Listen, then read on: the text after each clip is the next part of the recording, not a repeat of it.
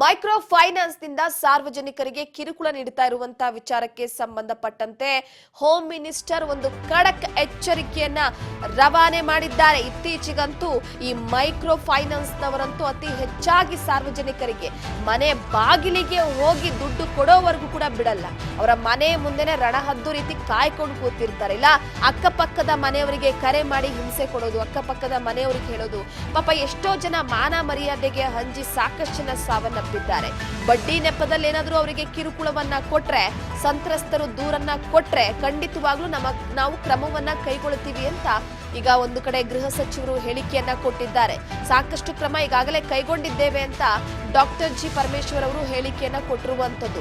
Micro finance ನಿಂದ ಯಾರ್ಯಾರಿಗೆ ಸಾರ್ವಜನಿಕರಿಗೆ ಕಿರುಕುಳವನ್ನ ಕೊಡ್ತಾರೋ ಗೈಡ್ಲೈನ್ಸ್ ಉಲ್ಲಂಘನೆ ಮಾಡಿ ತಪ್ಪು ಮಾಡ್ತಾ ಇದ್ದಾರೆ. ಅವರಿರುವಂತಹ ಗೈಡ್ಲೈನ್ಸ್ ಏನಿದೆ ಅದನ್ನ ಉಲ್ಲಂಘನೆ ಮಾಡಿ ತಪ್ಪು ಮಾಡ್ತಿದ್ದಾರೆ.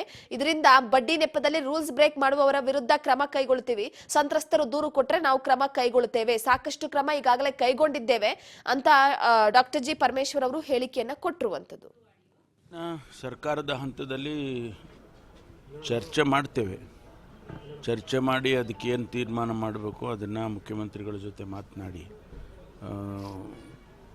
ಕ್ರಮ ತಗೊಳ್ತೇವೆ. ವೀರಾಪುರದಲ್ಲೂ ಕೂಡ ಪುತ್ಥಳಿ ನಿರ್ಮಾಣ ಕಾರ್ಯ ಬಿದ್ದಿರುವಂಥದ್ದು ಅರ್ಧಕ್ಕೆ ನಿಂತಿದೆ. ಯಾಕೆ ಸರ್ಕಾರ ಮುತುವರ್ಜಿ ವಹಿಸ್ತಾ ಇಲ್ಲ? ಅದು ನನಗೆ ಗಮನದಲ್ಲಿರಲಿಲ್ಲ. ನಾನು ಮುಖ್ಯಮಂತ್ರಿಗಳ ಜೊತೆ ಮಾತಾಡಿ ಈ ಬಾರಿ ಹಣ ಬಿಡುಗಡೆ ಮಾಡ್ತಕ್ಕಂಥ ಕೆಲಸ ಮಾಡ್ತೀವಿ. ಯಾಕೆಂದರೆ ಈಗ ಬಡ್ಜೆಟ್ನಲ್ಲಿ ಅದಕ್ಕೆ ಪ್ರೊವಿಷನ್ ಮಾಡಬೇಕು. ಬರುವಂಥ ಮಾರ್ಚ್ ಬಡ್ಜೆಟ್ನಲ್ಲಿ ಅದಕ್ಕೆ ಹಣ ಕೊಡಿಸೋದಕ್ಕೆ ನಾನು ಮುಖ್ಯಮಂತ್ರಿಗಳಿಗೆ ತಿಳಿಸ್ತೇನೆ.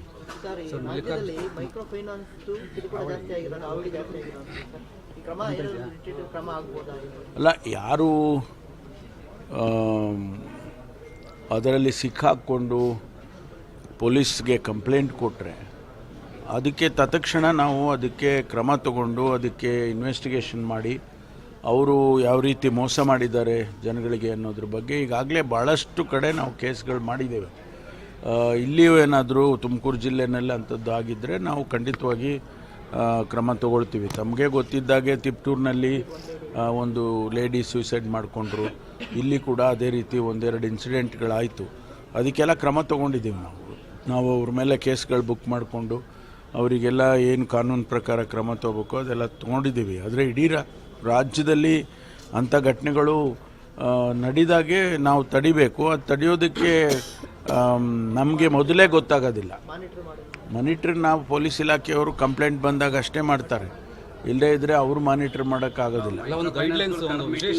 ಗೈಡ್ಲೈನ್ಸ್ ಇದೆ, ಗೈಡ್ಲೈನ್ಸ್ ಎಲ್ಲವೂ ಕೂಡ ಇದೆ. ಮೈಕ್ರೋ ಫೈನಾನ್ಸಿಗೆ ಯಾವ ರೀತಿ ಮಾಡಬೇಕು ಅಂತ ಗೈಡ್ಲೈನ್ಸ್ ಸರ್ಕಾರದಲ್ಲಿದ್ದರೆ ಅದನ್ನು ಉಲ್ಲಂಘನೆ ಮಾಡೋದು ತಾನೇ ನಮಗೆ ಬಂದಿರೋ.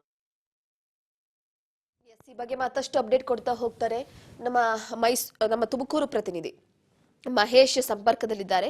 ಮಹೇಶ್, ಪ್ರಮುಖವಾಗಿ ಇತ್ತೀಚೆಗಂತೂ ಮೈಕ್ರೋ ಫೈನಾನ್ಸ್ ನಿಂದ ಅತಿ ಹೆಚ್ಚಾಗಿ ಕಿರುಕುಳವನ್ನ ನೀಡಲಾಗ್ತಾ ಇದೆ. ಎಷ್ಟೋ ಜನ ಆತ್ಮಹತ್ಯೆಗೂ ಕೂಡ ಮುಂದಾಗಿದ್ದಾರೆ. ಅವರ ಕಾಟವನ್ನು ತಡ್ಕೊಳಕ್ಕಾಗದೆ ಎಷ್ಟೋ ಜನ ಮೈಕ್ರೋ ಫೈನಾನ್ಸ್ ಅವ್ರ ಮೇಲೆ ಕೂಡ ಮುಗಿಬಿದ್ದಿದ್ದಾರೆ. ಈಗ ಮತ್ತೆ ಸರ್ಕಾರದಿಂದ ಒಂದು ನಿರಾಳವಾಗೋದಕ್ಕೆ, ಜನರು ಸ್ವಲ್ಪ ನಿಟ್ಟುಸಿರನ್ನ ಬಿಡೋದಕ್ಕೆ ಇದರ ವಿರುದ್ಧ ಕ್ರಮ ಕೈಗೊಳ್ತೀವಿ ಅಂತ ಡಾಕ್ಟರ್ ಜಿ ಪರಮೇಶ್ವರ್ ಅವರು ಹೇಳಿಕೆ ಕೊಟ್ಟಿದ್ದಾರೆ. ಈ ಬಗ್ಗೆ ಮಾಹಿತಿ ಕೊಡೋದಾದ್ರೆ ಎಸ್ ರೂಪಾ, ಏನು ಮೈಕ್ರೋ ಫೈನಾನ್ಸ್ ವಿಚಾರವಾಗಿ ರಾಜ್ಯದೆಲ್ಲೆಡೆ ಏನು ಕಿರುಕುಳ ಮತ್ತೆ ಆತ್ಮಹತ್ಯೆ ಈ ಒಂದು ಪ್ರಕರಣಕ್ಕೆ ಸಂಬಂಧಿಸಿದಂತೆ ಗೃಹ ಸಚಿವರಾದಂತ ಪರಮೇಶ್ವರ್ ಅವರು ಪ್ರತಿಕ್ರಿಯೆ ಕೊಟ್ಟಿದ್ದಾರೆ. ಈ ಒಂದು ವಿಚಾರವಾಗಿ ಸರ್ಕಾರ ಯಾವಾಗ್ಲೂ ಬದ್ಧವಾಗಿದೆ ಅವರ ವಿರುದ್ಧ ಕ್ರಮ ಕೈಗೊಳ್ಳೋದಕ್ಕೆ. ಯಾರು ರೂಲ್ಸ್ ಅನ್ನ ಅಂದ್ರೆ ರೂಲ್ಸ್ ಪ್ರಕಾರ ಗೈಡ್ಲೈನ್ಸ್ ಏನಿದೆ, ಅವರ ಮೈಕ್ರೋ ಫೈನಾನ್ಸ್ ಗೈಡ್ಲೈನ್ಸ್ ಪ್ರಕಾರ ಯಾರು ನಿಯಮ ಉಲ್ಲಂಘನೆ ಮಾಡಿದ್ದಾರೆ ಅನ್ನೋ ವಿಚಾರವಾಗಿ ಯಾರು ಬಂದು ದೂರು ಕೊಡ್ತಾರೆ ಅಂತರ ವಿರುದ್ಧ ಕ್ರಮ ಹಿಂದೇನು ಕೂಡ ಕೈಗೊಂಡಿದ್ವಿ, ಈಗಲೂ ಕೂಡ ಕೈಗೊಂಡಿದ್ವಿ. ಇದುವರೆಗೂ ಬಂದಂತವ್ರಿಗೆಲ್ಲ ನ್ಯಾಯ ಒದಗಿಸಿದ್ವಿ.